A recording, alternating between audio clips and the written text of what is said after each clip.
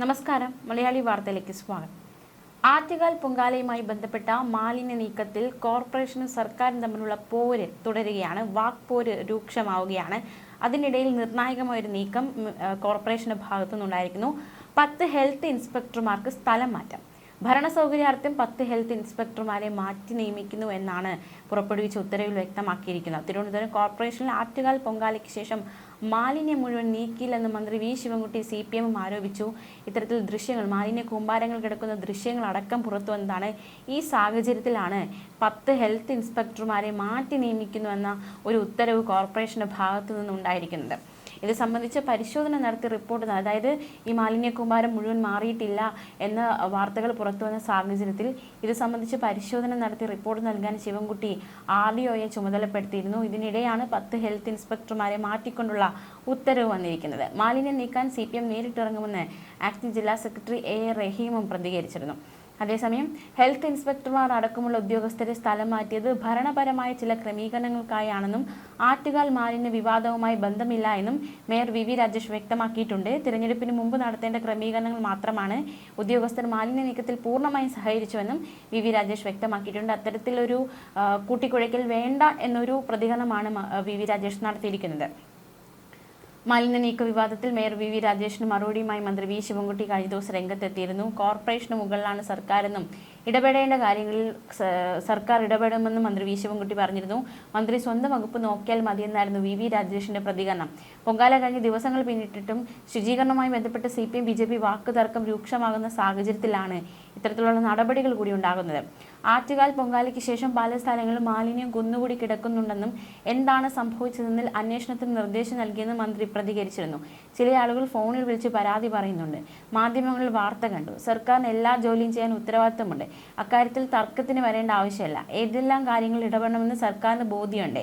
സർക്കാരിന്റെ തലയിൽ കെട്ടിവയ്ക്കാൻ ബോധപൂർവം ശ്രമം നടന്നിട്ടുണ്ടോ എന്ന് അറിയണം എന്നതടക്കമുള്ള പ്രതികരണമായിരുന്നു മന്ത്രിയുടെ ഭാഗത്തു നിന്നും ഉണ്ടായത്. നഗരത്തിലെ മാലിന്യ നീക്കം പൂർത്തിയാകാത്തതിൽ പ്രതിഷേധിച്ച് DYFI ആറ്റുകാൽ കൗൺസിലർ ഓഫീസിലേക്ക് കഴിഞ്ഞ ദിവസം മാർച്ച് നടത്തിയിരുന്നു.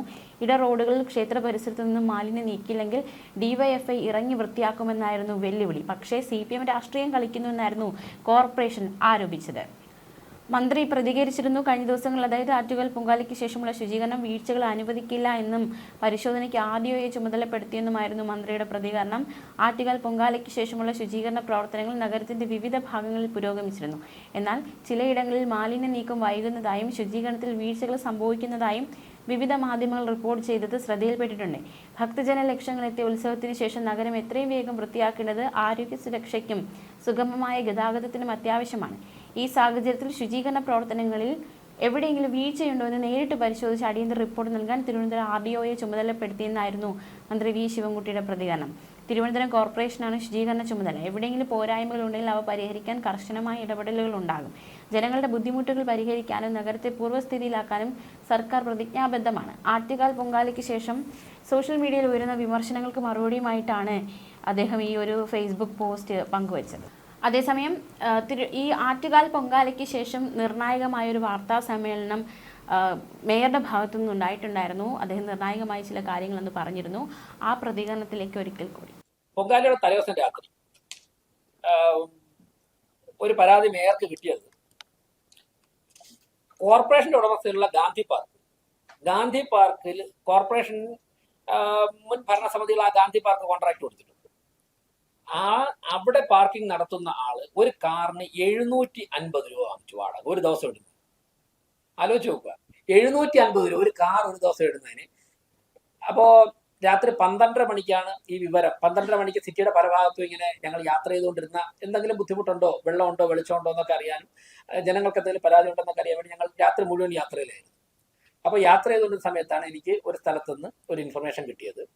അതിന്റെ അടിസ്ഥാനത്തിൽ 1 മണിക്ക് തന്നെ, അരമണിക്കൂറിനുള്ളിൽ തന്നെ ഞങ്ങൾ അവിടെ എത്തി, പുത്തരിക്കണ്ടത്ത് എത്തിയതിന് ശേഷം ആ വ്യക്തിയെ ഐഡന്റിഫൈ ചെയ്തു. ആ വ്യക്തിയെ വിളിച്ചുണർത്തി, അദ്ദേഹം രാത്രി 1 മണിക്ക് വിളിച്ചുണർത്തി അദ്ദേഹത്തുമായി സംസാരിച്ചപ്പോഴേക്കും അദ്ദേഹം പറഞ്ഞു 750 രൂപയാണ് കാറിന് വാങ്ങിച്ചത്. ഞാൻ അദ്ദേഹത്തിന് ചെയ്യുന്ന ഒറിജിനൽ റെസിപ്റ്റ് കോർപ്പറേഷന്റെ ഉടമസ്ഥതയിൽ ഉള്ള പാർക്കിംഗ് ഗ്രൗണ്ടിൽ കോൺട്രാക്ടർ വാങ്ങിയതാണ്. ഒരു ദിവസം എനിക്ക് 750 രൂപ കാറിന് വെഹിക്കിൾ നമ്പർ 9223 എന്ന് പറയുന്ന ബെലനോ കാറിന് വാങ്ങിയത് 780 രൂപയാണ്. അപ്പോൾ അവിടെ വന്ന വാഹനങ്ങൾക്കൊക്കെ ഞങ്ങൾ നേരത്തെയും ഗാന്ധി പാർക്കിന്റെ പേരിൽ ചില വാർത്തകൾ വന്നിരുന്നു. പക്ഷെ ഞങ്ങൾ കൃത്യമായ തെളിവുകൾ തേടി നടക്കുകയായിരുന്നു. അതിന്റെ അടിസ്ഥാനത്തിൽ കോർപ്പറേഷൻ സെക്രട്ടറി കൃത്യമായ തെളിവുകൾ ലഭിച്ചതിന്റെ അടിസ്ഥാനത്തിൽ കോർപ്പറേഷൻ സെക്രട്ടറിയും സ്റ്റാൻഡിംഗ് കമ്മിറ്റി ചെയർമാൻമാരും ആലോചിച്ചിട്ട് ഗാന്ധി പാർക്കുമായി ബന്ധപ്പെട്ട് മുൻ ഭരണസമിതികൾ കൊടുത്ത കോൺട്രാക്ടിന്റെ ഒക്കെ കോപ്പി ഞങ്ങൾ ഇന്ന് എടുത്തു. ഇന്നലെ പൊങ്കാല കഴിഞ്ഞ രാവിലെ തന്നെ വന്നിട്ട് എടുത്തിട്ടുണ്ട്. അപ്പോൾ ഒരു രാധാകൃഷ്ണന്റെ പേരിലാണ് ഈ കോൺട്രാക്ട് കൊടുത്തിരിക്കുന്നത്. മണക്കാട് ഭാഗത്തുള്ള രാധാകൃഷ്ണന്റെ പേരിലാണ് ഈ കോൺട്രാക്ട് കൊടുത്തിരിക്കുന്നത്. അദ്ദേഹം കോർപ്പറേഷനുമായി ചേർന്നുള്ള കരാറുകൾ കൃത്യമായിട്ട് പാലിക്കാത്തത് കൊണ്ട് കോർപ്പറേഷന്റെ ഫിനാൻസ് സ്റ്റാൻഡിംഗ് കമ്മിറ്റി 2023 തന്നെ അദ്ദേഹത്തെ വിളിച്ചിട്ട് അദ്ദേഹത്തിന് നോട്ടീസ് കൊടുത്തു. അദ്ദേഹം അതിനെതിരെ ഹൈക്കോടതിയിൽ കേസുമായിട്ട് പോയി. ഹൈക്കോടതി അക്കാര്യത്തിൽ തീരുമാനമെടുത്തില്ല. അതുകൊണ്ട് തന്നെ രാധാകൃഷ്ണൻ മൂന്നാമത്തെ ഗഡു കോർപ്പറേഷൻ അടയ്ക്കാത്തതുകൊണ്ട് 2023 തന്നെ രാധാകൃഷ്ണന്റെ കോൺട്രാക്ട് ഇൻവാലിഡ് ആയി കഴിഞ്ഞു. അതേ വ്യക്തിയും അദ്ദേഹത്തിന്റെ ജോലിക്കാരുമാണ് ഇപ്പോഴോടെ പണം പിരിക്കുന്നത്. അപ്പോൾ ഞങ്ങൾ ഈ കരാറുകളൊക്കെ എടുത്തുകൊണ്ടിരിക്കുകയായിരുന്നു. ഇത് കിട്ടിയതിന്റെ അടിസ്ഥാനത്തിൽ അപ്പോൾ ഞങ്ങൾ കൂടുതൽ നടപടികളിലേക്ക് കിടക്കുക. അപ്പോൾ ഇന്ന് ഇപ്പോ നിലവിൽ അദ്ദേഹം കോൺട്രാക്ട് ഞങ്ങൾ ഇന്ന് തന്നെ സിറ്റി പോലീസ് കമ്മീഷണർക്ക് ഈ വ്യക്തിയെ ഗാന്ധി പാർക്കിൽ നിന്നും പുറത്താക്കണമെന്നും 2023 മുതൽ അനധികൃതമായി പണപ്പിരിവ് നടത്തി തെളിവുൾപ്പെടെ പിടിച്ച സാഹചര്യത്തിൽ അദ്ദേഹത്തിനെതിരെ കേസെടുക്കണമെന്നും ക്രിമിനൽ കേസ് എടുക്കണം, അറസ്റ്റ് ചെയ്യണമെന്ന് ആവശ്യപ്പെടുകയാണ്. അപ്പോൾ പൊതുസമൂഹത്തോട് പറയുകയാണ്, ഇനി മുതൽ കോൺട്രാക്ടർമാരല്ല, ഞങ്ങളൊരു താൽക്കാലിക സംവിധാനം ഏർപ്പെടുത്തുകയാണ്. ഇദ്ദേഹത്തെ ഇന്ന് തന്നെ അവിടെ നിന്ന് പുറത്തിറക്കണമെന്നും അദ്ദേഹത്തിനെതിരെ കേസെടുത്ത് അറസ്റ്റ് ചെയ്യണമെന്നും ഈ പണം വാങ്ങിച്ചവരുടെയൊക്കെ ഫോട്ടോ എടുത്തിട്ടുണ്ട്. 750 രൂപ വാങ്ങിച്ചവരുടെ ഫോട്ടോ എടുത്തിട്ടുണ്ട്. ഇവരെയൊക്കെ തന്നെ അറസ്റ്റ് ചെയ്യണമെന്ന് സിറ്റി പോലീസ് കമ്മീഷൻ കത്ത് കൊടുക്കാൻ കോർപ്പറേഷൻ.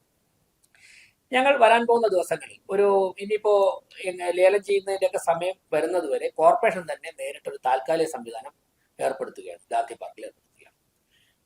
അപ്പോൾ ഇതിന്റെയൊക്കെ അതായത് ഞാൻ പറഞ്ഞ കാര്യങ്ങൾ ശ്രദ്ധിച്ചാൽ നിങ്ങൾക്ക് മനസ്സിലാവും.